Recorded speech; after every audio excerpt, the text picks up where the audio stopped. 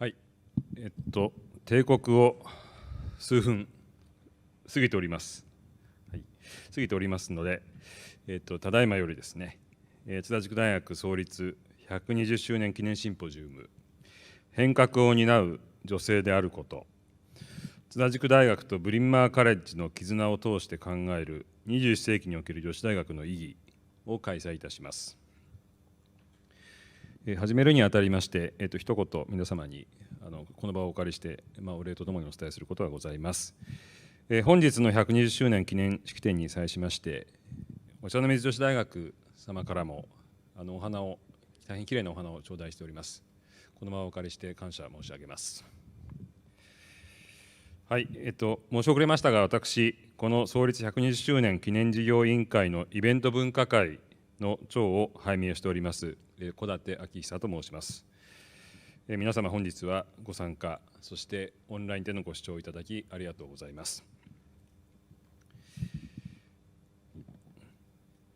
津田塾大学は1900年、皆様ご存知のように女子英学塾として津田梅子により創設され、昨年2020年に創立120周年を迎えました。本来であれば昨年、本日のゲストの方々を本学にお招きし、この記念シンポジウムを開催し、節目の年を祝いたかったのですけれども、新型コロナウイルス感染症の感染拡大の影響により、行事を見送らざるを得ない状況となりました。そこで120周年記念事業を1年延期し、今年ようやく開催の運びとなりました。大変光栄なことに、本日はもともとご参加予定のゲストの方々から本学の120周年を祝したビデオメッセージ、大変にお心のこもった温かいメッセージをいただいております。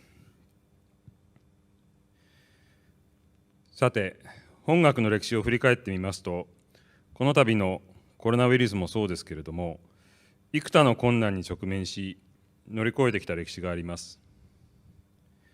その原動力となったのは、創立者津田梅子の意志を継いだ女性たちの力であり、そして女性同士の強いネットワークが根底にあると私たちは考えております。とりわけ本学の120年の歴史はブリンマーカレッジの存在なしでは語ることはできません。津田梅子が2度目の留学の際にブリンマーにおいて学んだことをきっかけに、津田塾大学とブリンマーは強い結びつきのもとに交流を深めてまいりました。例えば、ブリンマーにおける在学中、津田梅子は同校の教員、同窓生等と良好な関係を作り、日本女性米国奨学金制度の新設をいたしました。また、女子英学塾を設立する際にも、ブリンマー関係者から多大な理解と支援を得ることができました。特に男性と同等の高等教育を女性にも提供するという信念を持つケアリー・トーマス学部長、後の学長でございますけれども、この方との出会いは、梅子が女子英学塾開学の青写真を描くにあたり、大きな影響を及ぼしたことは言うまでもありません。その後も津田梅子の思いを受け継ぐように奨学金制度を活用し、津田塾大学初代学長星野愛や恵泉女学園創立者河合道をはじめとして多くの後進女性たちがブリンマーで学んできました。1978年には両校で交換留学協定が締結され、現在に至るまで延べ54名を超える学生たちが両校の交流に大きな力を発揮してきました。帰国後は津田塾とブリンマーの女子高等教育の成果を体現するかのように、彼女たちは日米両社会で重要な役割を果たしてきております。本日のシンポジウムでは、津田塾とブリンマーに関係する女性リーダーたちを迎え、日本、アメリカにおいて高等教育を通じて女性リーダーを輩出してきた両校の歴史を振り返りながら、変革期の社会を見据え、女子大学の意義について考えていきます。冒頭、ブリンマーカレッジのキンバリー・ライト・キャシディ学長からの祝辞のお言葉をご紹介いたします。続いて、ブリンマーカレッジの卒業生でもあり、本学に交換留学生としても学ばれた米国元サンフランシスコ女性地位推進局局長エミリー・ムラセ氏と日米ウィークリー編集長ケンジ・タグマ氏による対談を上映いたします。その後、休憩を挟みまして、トークセッションを行います。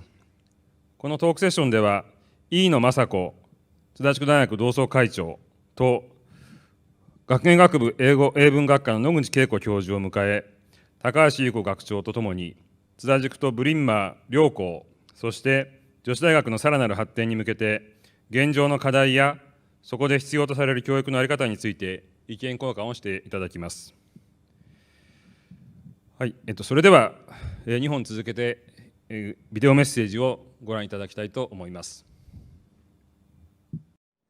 I am honored to join President Takahashi, faculty, students, staff, and alumni in the celebration of the 120th anniversary of Tsuda University. On behalf of the entire community of Bryn Mawr College, I congratulate Tsuda for its historic commitments to academic excellence and to women's advancement. The university's strengths are enduring and were publicly recognized earlier this year with Tsuda's ranking by Times Higher Education as the top women's private university in Japan. Tsuda University alumni have opened doors for Japanese women in many professions and across society. Tsuda graduates have been among the first women to hold leadership positions in the Japanese government, including the first female diplomat, Toshiko Yamane, the first female chief cabinet secretary, Mayumi Moriyama, and a former minister of education, Yoko Akamatsu. Tsuda alumni have gone on to distinguished careers in education as teachers and professors, including the first female professor appointed to Tokyo University. They have influenced generations of Japanese students whom they taught, and they have produced important research. Other alumni have made their mark in the law, in journalism, in business, and in many other fields. No matter what their pathway, Tsuda graduates have shared a commitment to making a difference in their communities and creating a better society. From the earliest days of Bryn Mawr College and Tsuda University, our two institutions have been closely linked, thanks to the remarkable life and vision of Umeka Tsuda. Umeka Tsuda was a person of extraordinary courage, vision, and intelligence. I marvel at the story of her departure from her home in Japan at the age of 6, her decision to leave home again when she was 24 and return to the United States to deepen her education and sharpen her vision for expanding women's education in Japan. I admire her effort to create a scholarship that would allow generations of other Japanese women to study in the US, happily most of them at Bryn Mawr, and most important, to establish a school, Joshi Eigaku Juku, which later became the college and then university that endures today. While she will always and rightly be most closely associated with the institution she founded in Tokyo, our campus also remembers and honors Umeka Tsuda. As a student at Bryn Mawr from 1889 to 1892, she showed remarkable promise in the field of biology and was invited to remain at Bryn Mawr to pursue advanced study. She was a trailblazer as one of the first 3 international students to enroll in Bryn Mawr's undergraduate college and the college's first Asian student. Thanks to the Japanese scholarship that she founded, another 17 Japanese women studied at Bryn Mawr by 1922. Individually and collectively, early students from Japan helped to shape the global orientation of Bryn Mawr's curriculum and student body that continues to this day. The bonds between Bryn Mawr and Tsuda have been sustained over the past 120 years. Tsuda and Bryn Mawr students continue to have the opportunity to study at each other's campus as guest students, and Bryn Mawr faculty and students traveling to Japan have received a warm welcome when they visit your university. In turn, Bryn Mawr has been honored to host leaders of Tsuda on our own campus. Over the past decade, Tsuda's past president, Masako Ino, visited Bryn Mawr twice as a distinguished speaker and was a scholar in residence for 3 months in 2013. We hope that we will have a similar opportunity to welcome President Takahashi to Bryn Mawr in the coming years. Our continuing and future relationship is sustained by more than our history. As I read Tsuda's Vision 2030 statement on the university website, I see continuing similarities in our two institutions' values and aspirations. Each of us seeks to foster our students' power to think and act independently and to nurture our students' ability to understand and respect diverse opinions. And as captured in the motto for Vision 2030, both Tsuda and Bryn Mawr seek to educate women to make a difference. President Takahashi and the Anniversary Organizing Committee has asked me to speak today about the significance of women's colleges in the 21st century. In doing so, I begin by noting the variety of women's institutions of higher education around the world and the varying missions that these women's institutions pursue. The largest women's university in the world, Ewha Women's University in South Korea, enrolled over 21,000 students in the past academic year, while some women's colleges enroll less than 1,000 students. Some women's institutions are secular, and others have strong religious affiliations. One of the newest women's colleges, the Asian University for Women in Bangladesh, enrolls many students from communities where the very idea of higher education for women remains contested. In contrast, the vast majority of students attending Tsuda University or Bryn Mawr College expect to earn a university degree and have many choices of institutions where they may pursue their education. In reflecting on this diversity, I believe we must be mindful of the fundamental commitments that women's colleges share: to equitable access to university education for all women, to the full development of all of our students, and to increasing opportunity for women to succeed in all economic, political, and civic sectors. The status of women's education and women's advancement was radically different when Bryn Mawr and Tsuda were founded in our respective countries. Women's institutions founded in the late 19th and early 20th century have had an outsized influence on progress toward gender equity. I have mentioned several Tsuda graduates who were among the first women to hold various professional positions in Japan or had important influence in different fields. The same is true in the United States, and you will recognize some of these names. Drew Faust, the first woman president of Harvard and a Bryn Mawr graduate. Hillary Clinton, former Senator and Secretary of State and Wellesley College graduate. Grace Hopper, a pioneer of computer programming and a Vassar College graduate. Marian Wright Edelman, a Spelman College graduate who founded the Children's Defense Fund. Nancy Pelosi, Speaker of the House of Representatives and a Trinity College Washington alumna, and so many others. Today, most educational institutions are open to women, and so access to higher education is not the driving purpose that propels young women to women's colleges and universities. The value of attending a women's college, nonetheless, remains compelling. Women's colleges offer young women a distinctive educational opportunity in which women are the focus, in the classroom, in co-curricular opportunities, and in leadership positions. All of our opportunities are for women. For our graduates, this experience provides an opportunity to build their knowledge, skills, experience, and confidence so as to fulfill their promise and to be agents of influence in their communities and chosen fields. Women's colleges can support women's educational aspiration in fields where they remain underrepresented. For example, at Bryn Mawr, we have built a strong record in the sciences, computer science, and mathematics, and at present, we graduate 2.5 times the national average of women's majors in these fields. I note that Tsuda also has a long history of graduating students with degrees in mathematics and computer science. At our universities, our students see proof all around them that women can and are successfully pursuing these fields. Women's achievement in these fields is the rule, not the exception. And at women's colleges, we can develop pedagogy, curricula, and mentoring that support women's interests and success. Women remain underrepresented in a variety of professions and in leadership roles across most professions. One tool to change this reality is to strengthen mentoring and networking among women. Women's colleges and universities, by their very nature, create women's networks among their alumni that informally or formally provide professional, civic, and other forms of positive connection. Women's networks can focus on the opportunities and challenges that are unique to women's advancement. Strengthening these networks in more intentional ways has social, economic, and political power that has not yet been realized fully. In the US, we have seen the potential and power of building such women networks in the 2018 and 2020 national elections, in which more women were elected to national office than ever before. Women's colleges also have public visibility and influence to work on behalf of gender equity in all aspects of society. All of us are aware that gender equity has not been achieved, in spite of the growth of opportunities for women. Our institutions educate women to make a difference. And as institutions, we can help make a difference for all women. Women's colleges need to be willing to be public advocates for the values which we uphold. Our founders were such advocates as they worked to establish what were then revolutionary opportunities for young women. Women's colleges can renew this legacy and ensure their significance in acting to support further advancement towards gender equity around the world.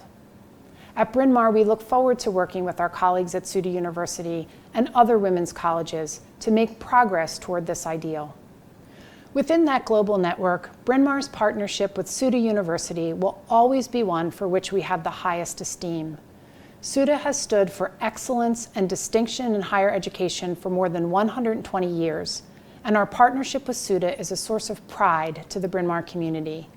I thank you again for the honor of being asked to participate in Tsuda University's anniversary celebration, and I look forward to opportunities for Tsuda and Bryn Mawr to work together in the future. Congratulations.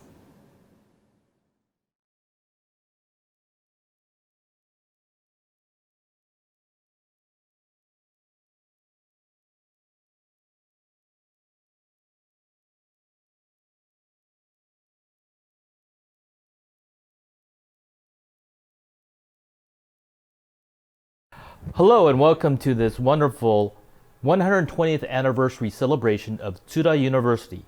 My name is Kenji Taguma and I am the editor-in-chief of the Nichibei Weekly, Japanese-American community newspaper in San Francisco's Japantown.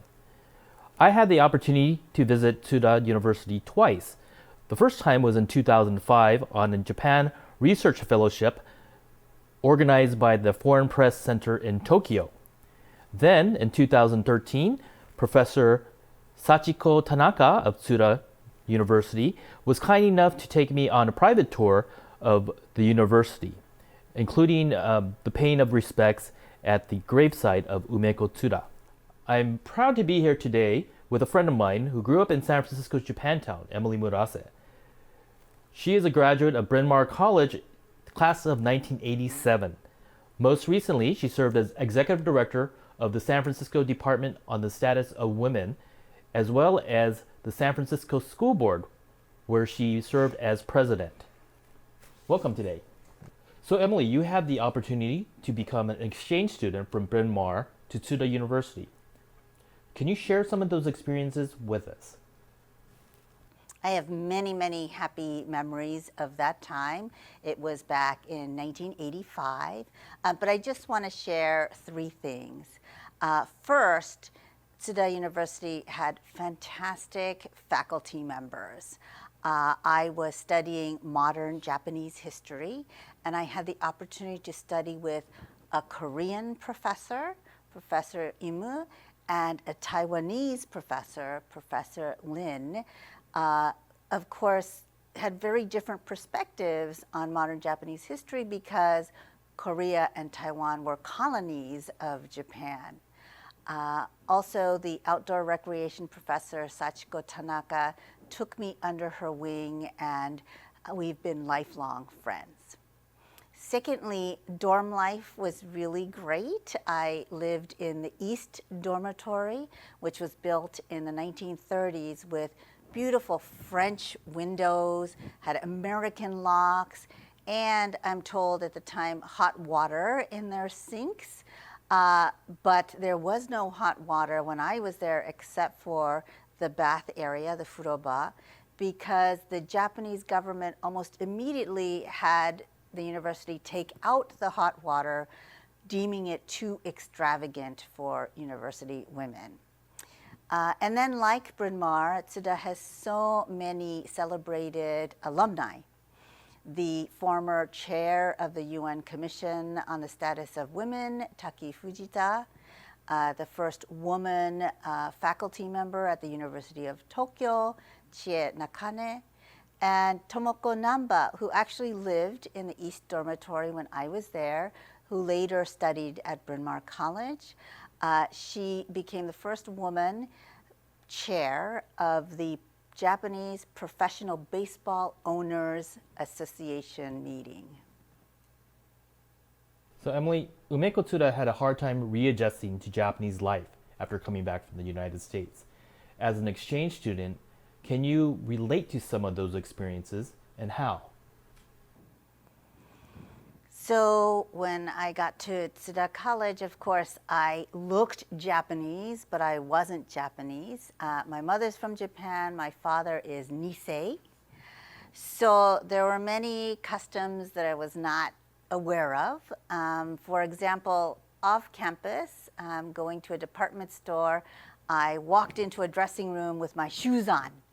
And the store clerk got very upset about that and thought I must have been some, mentally disabled person because I didn't know this very basic custom. So that was true off campus, but on campus, so many of the faculty had studied at Bryn Mawr or studied abroad, were expert in cross-cultural perspectives, so I never felt like an outsider on campus. Speaking about adjusting to Japanese life, how was your Japanese at the time? Well, I had spent most of my childhood studying Japanese at Kimon Gakuen here in Japantown, and also in the public schools in San Francisco in middle school and high school. And I quickly learned dorm Japanese, living in the dorms. But then I would often go to visit my mother's relatives. She had many brothers and sisters in Japan, and I would invariably use the Japanese that I'd heard at the dorms all the time, such as yabai, mazui. And my aunt got so angry at me. Emily, you can't use Yakuza slang. You're a young lady. That is not appropriate. I was so surprised because as a gaijin, I don't know what's Yakuza slang and what's appropriate Japanese. And so that was quite a tough lesson for me. So let's talk about Umeko Tsuda's San Francisco connection. She was the youngest member of the Iwakura Mission. As a 7-year-old, she arrived in January of 1872, which began this long and fruitful relationship with the United States, including being raised in Washington, D.C. and studying at Bryn Mawr College. What is lesser known was that when Tsuda College was devastated by the Great Kanto earthquake in 1923, her younger sister, Yona, dedicated herself to raising money in California to help rebuild the university. Yona married Kyutaro Abiko, who arrived in California in 1885 and would become one of the most influential Japanese immigrants to the United States. He graduated from UC Berkeley and founded the legendary Nichibei Shimbun, the most influential pre-war Japanese American newspaper in the country. Yona became a community leader in her own right and became the publisher of the Nichibei Shimbun upon her husband's death in 1936. She's very much part of the original legacy of community leadership through media that is manifested in today's Nichibei. Yes, Kenji. Talk about power sisters. Yona Abiko changed the shape of San Francisco Japantown. She was the chief fundraiser for the YWCA facility located in Japantown, designed by legendary Julia Morgan, the first woman architect licensed in California. The building now houses the Nihonmachi Little Friends preschool. There's a plaque on this historic building that recognizes the contributions of Yona Abiko as well as Umeko Tsuda. In fact, not long after opening the doors of Tsuda College, Umeko became the president of the Japanese branch of the YWCA in 1905. I was fascinated by the article, Two Sisters, Two Stories, Transnational Lives of Ume Tsuda and Yona Abiko by former Tsuda University President Masako Ino, published in 2020 by New York University Press. President Ino writes about how the two sisters worked tirelessly to rebuild Tsuda College after the earthquake. From her San Francisco office, Yona Abiko organized the Tsuda College Emergency Committee here in California, which included university women, newspaper publishers, and churches. In the end, the Philadelphia and California emergency committees raised $500,000, which is the equivalent of today's dollars of $8 million during the Depression, mind you, to rebuild the college. The two sisters left quite a legacy of transnational, cross-cultural friendship, understanding that influences today's Nichibei Weekly, your publication. Their efforts to empower women have spanned the Pacific and included networks throughout this country. So Emily, Umeko and Yona, the two sisters, traveled the state of California together. Can you tell us a little bit about that experience? Yeah, in Masako Ino's article, she talks about the racism that they encountered and the rise in particularly anti-Japanese sentiment. So, for example, in 1906, our San Francisco Board of Education had Japanese students and Korean students removed from regular public schools and consolidated into a segregated school. And one of my proudest moments as a member of the San Francisco Board of Education 100 years later, I was the first Japanese American to serve in that capacity, was I put a formal resolution to reverse that 1906 policy. Of course, it wasn't being practiced, but it was very important that the school board sort of dismantle that racist policy that really reflected a lot of anti-Japanese racism at the time. And now, a little bit of trivia. Umeko Tsuda will be the face of the 5,000 yen bill in 2024. How cool is that? I love that. It's so exciting. I have to confess, I'm a little disappointed in our country. Under President Obama, the first woman treasurer, Rosie Rios, discovered that there's never been a woman on our currency, and she proposed putting Harriet Tubman, the historic abolitionist against black slavery, onto U.S. paper currency. Unfortunately, that plan stalled under the Trump administration, but there are still plans under the Biden administration to see that that happens. But I do think Japan will beat the U.S. in this regard, and I can't wait to see and spend the 5,000 yen bill with Tsuda Umeko's face on it. So Emily, women's colleges and universities were important to address historic inequalities at the time. We're looking at over a century ago. What do you think the role of the women's university is in the 21st century?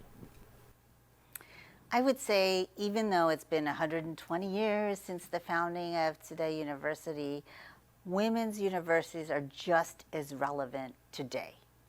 I wish I could tell you we didn't need to have women's universities dedicated to the empowerment of women.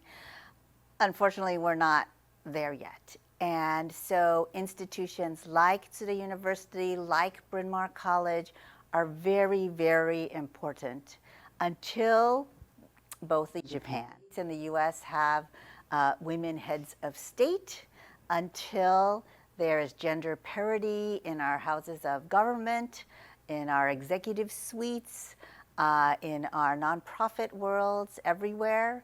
I still see a very important role for women's universities.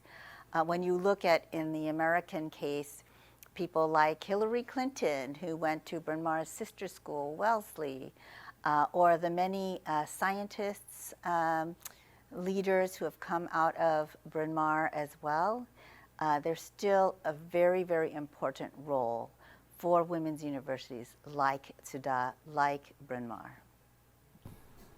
And Emily, as we come to a close in this interview, what message do you have for the alumni and students of Tsuda University? I'm so proud to be part of today's celebration. Several years ago, I was hosted by President Yuko Takahashi, visited the Sendagaya campus and got to meet with students there. Also went to the Kodaira campus and visited Tsuda Umeko's gravesite with Professor Sachiko Tanaka. Got to see the beautiful mural of Umeko on the Iwakura mission. And I hope that people in today's audience will have a chance to come visit Bryn Mawr College. I think you'll find that it's very similar in terms of inspiring architecture and inspiring alumni. And I also invite members of today's audience to come visit us here in San Francisco, Japantown, where Umeko Tsuda and her sister Yona Obiko played such an important role in really strengthening ties across the Pacific. Okay. Well, thank you so much, Emily, for sharing your experiences at both Bryn Mawr as well as Tsuda University. And thank you for joining us today in this wonderful celebration of the 120th anniversary of Tsuda University. はい、日本のビデオメッセージ、大変心温まる、そして力強いメッセージをいただきました。どうもありがとうございます。はい、これよりですね、10分間の休憩に入らせていただきます。そして休憩の後、次のパート、定談でございますけれども、10分後ですね、2時16分、17分ぐらいから再開いたします。皆様、今しばらくお待ちください。